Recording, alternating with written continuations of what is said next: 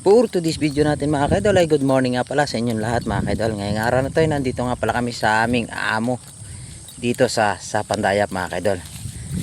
Yan, sa wakas ay tumigil din saglit ang ulan. Umaraw ng konti mga kaidol. Nakaraan ay puro ulan ang inaabot natin.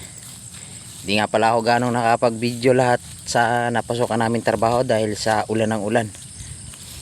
Yan, ang gagawin daw namin ngayon ay magbayubo o maglagay ng lupa sa puno ng sili at sitaw dahil naubos yung lupa at natangay ng ulan. Yan, ganyan lang mga kaidol, lalagyan ng ganyan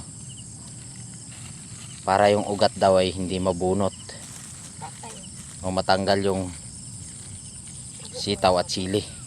Ito yung gagawin namin mga kaidol. Bali 4 na pitak-pitak na maliliit ang lalagyan namin ng lupa at nandun pa yung iba sa dulo. Yan, hanggang dito na lang muna mga kaidol at abangan nyo na lang iba pa natin next na video dito sa ating trabahong bukid mga kaidol.